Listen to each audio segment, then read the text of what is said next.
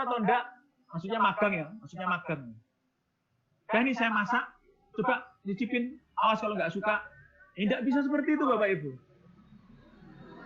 Yang paling mungkin adalah industri pengennya apa, pecel masa kini hingga pecel masa depan, resepnya apa, diambil, kemudian diajar bersama, industri diajak ajar bersama, sehingga itu sudah menjadi dan kedua yaitu dia dibikin bersama resepnya, dimasak bersama. Terus nanti dimagangkan, yakin.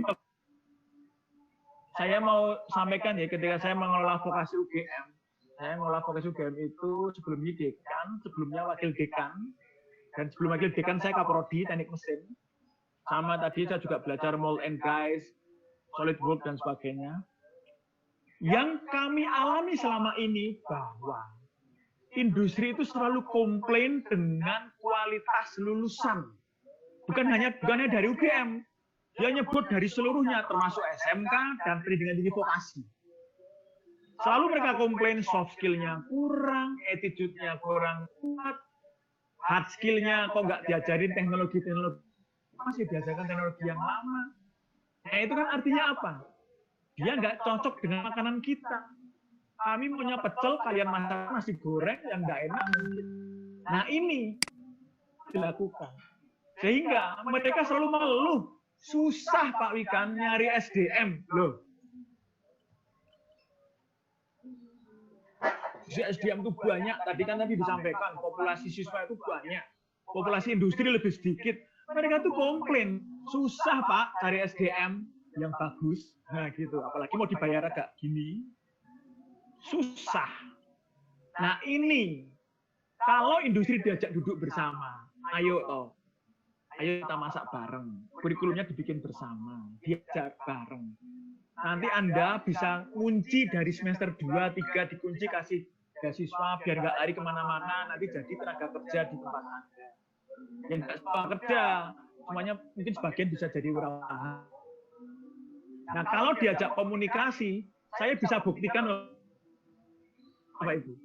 Dulu kami punya D3 Teknik Elektro di vokasi UGM.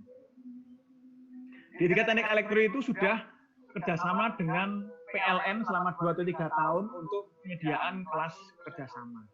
Tiba-tiba 2019 saya putuskan, 2018 saya putuskan, 2019 yang akan datang, 1 tahun yang akan datang, vokasi UGM stop di D3, semuanya D4.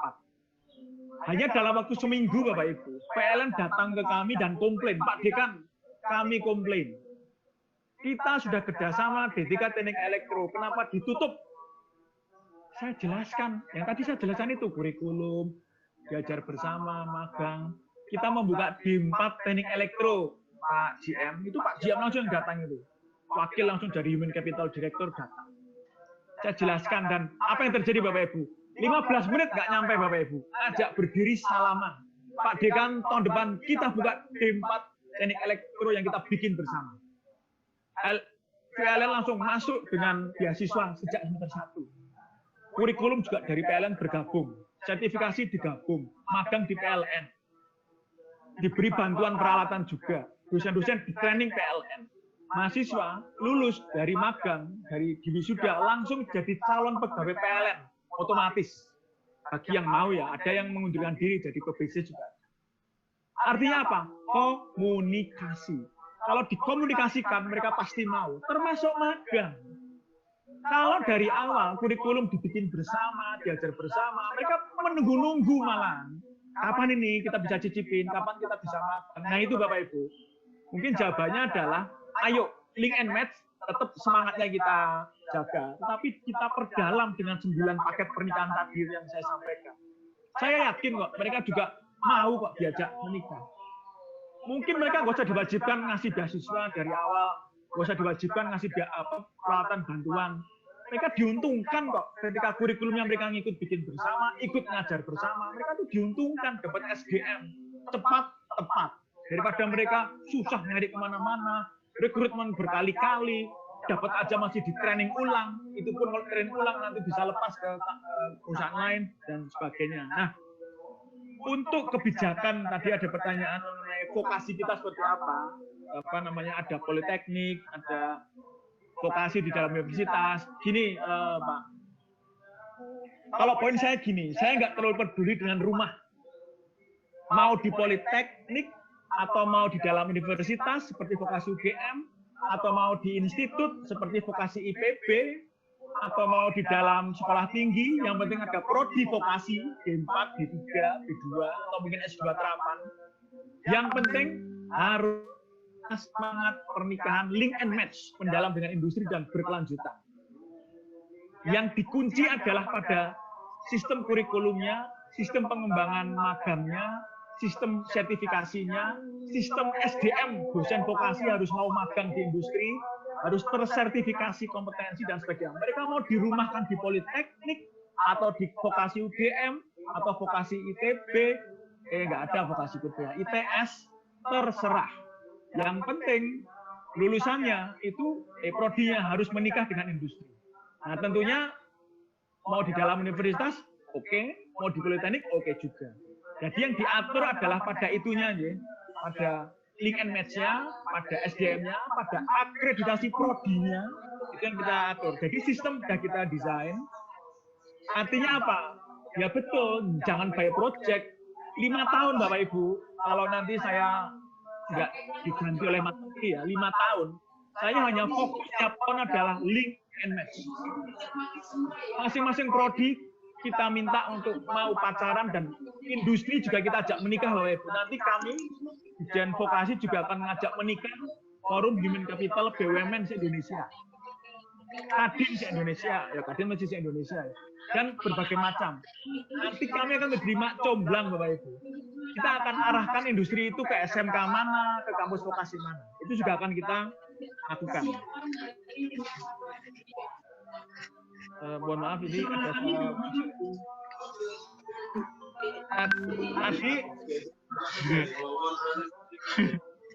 Maaf, ini ada suara masuk.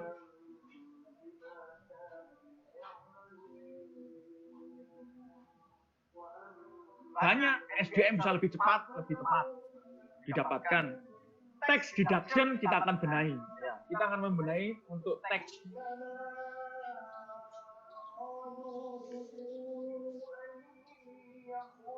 Kalian pajak. Kemudian link and match tadi sudah saya sampaikan, bukan barang baru. Ya, betul sekali. Industri berubah, betul. Makanya ketika industri berubah, jangan didiemin industri bergerak berubah. Kampus vokasi dan SMK harus mengikuti perubahan mereka dengan menikah sejak saat ini juga. Sehingga kalau mereka nanti berubah, dan kita bisa melihat, loh kok kayaknya, kayaknya kok demandnya turun dan sebagainya, kurikulum harus berubah. Dari sekarang ikuti perubahan itu, sehingga nanti akan lebih tepat. Mereka akan mengikuti perubahan, sehingga apa? Ketika pandemi selesai, new normal muncul, maka yang muncul adalah sebuah persatuan budi industri dunia kerja dengan vokasi. Jangan sampai new normal muncul kita masih terpecah. Nah, ini yang kita dorong pada masa pandemi ini. Guru SMK, dan ini terakhir untuk jawaban saya, guru SMK dan SMK itu memang PR besar ya. Guru SMK dan SMA itu PR besar. Saya memahami sekali. Dulu perubahannya cepat sekali, tiba-tiba SMK lahir, gurunya ya dipaksa kemudian ikut lahir, padahal passionnya bukan di vokasi, ini PR. Sehingga saya dengan Pak Dirjen GTK ini terus duduk bersama untuk merancang sebuah gerakan percepatan penambahan guru SMK yang berkualitas dan nanti memenuhi jumlah yang kita butuhkan. Dan itu nggak mudah Bapak Ibu, nambah SDM ini benar-benar perjuangan berat ini. Tapi kalau SMK tidak segera dipenuhi, untuk gurunya ya berat sekali. Jadi ini menjadi PR, nanti saya jawab, saya terima itu, memang itu PR yang berat sekali guru SMK. Guru existing pun juga akan kita latih terus. Kita pengen melatih mereka jadi Alex Ferguson, Bapak Ibu, yang bisa menciptakan Cristiano Ronaldo. Pelatih hebat, coach hebat. Mohon maaf yang tidak suka MU, mohon maaf. Pendukung Arsenal, mohon maaf. Kalau pendukung City bolehlah, kita juga bikin Pep Guardiola. Artinya passion to teach, bisa menjadi mentor, bisa menjadi coach, bisa menjadi orang tua dan bahkan saudara ketika mereka menginspirasi anak-anak, sehingga mereka tumbuh menjadi pembelajar aktif sepanjang hayat. Nah, tentunya ini PR. Jangan sampai SMK kemasukan anak-anak baru lulusan SMP yang nggak niat. Saya nggak bilang nggak pinter loh ya, pinter itu relatif. Tapi nggak passion masuk ke vokasi, terpaksa masuk vokasi karena nggak terima di SMA, karena mungkin nggak punya uang, mikir masuk SMK bisa cepat kerja, padahal yang bisa bikin kerja itu kan kompetensi, bukan ijazahnya. Nah, ini yang harus kita didik masyarakat. Anak-anak masuk vokasi itu harus dengan passion, minat, syukur, bakat, serta milikilah visi kenapa dia memilih SMK, sehingga nanti di masa depan itu dia bisa bayangin pekerjaan itu seperti apa dan itu akan membahagiakan. Tidak digaji saja, bekerja sudah bahagia, itu keren, apalagi digaji. Nah, ini juga PR. Last tadi ada sertifikasi yang penerbangan. Ya sekali lagi ya, sertifikasi kalau menurut Mas Menteri itu juga bagian dari pernikahan. Sertifikasi itu adalah bridging yang mengecap kompetensinya Bapak Ibu. Tentunya harusnya tanpa sertifikasi kompetensi, ijazah saja itu kan sudah ngecap kompetensi. Tapi sayangnya itu kurang. Maka harus ada sertifikasi kompetensi. Nah, apapun itu sertifikasi kompetensi, mau asosiasi manapun, kebijakan kami adalah ini harus diakui oleh industri dan dunia kerja. Jangan sampai sertifikasi itu menjadi, maaf, kayak formalitas. Yang ujung-ujungnya apa? Mirip ijazah yang tidak punya kompetensi, yaitu aku sudah belajar apa. Jangan sampai sertifikasi kompetensi itu ya kayak gitu. Nah, itu bahaya itu. Industri nggak mau mempercayai aku bisa apa dari sertifikasi kompetensi. Oh, itu bahaya. Mungkin komen saya itu yang lebih tahu panjenengan untuk dunia penerbangan. Prinsipnya ini harus duduk bersama dengan industri. Industri cocoknya sertifikasi yang mana? Industri cocoknya kurikulum seperti apa? Tapi kita juga harus punya kemandirian. Jangan semuanya industri masuk ke sini, jangan. Kita harus punya kompetensi dasar dan kompetensi masa depan. Mungkin itu Pak untuk jawaban banyak pertanyaannya ya tadi.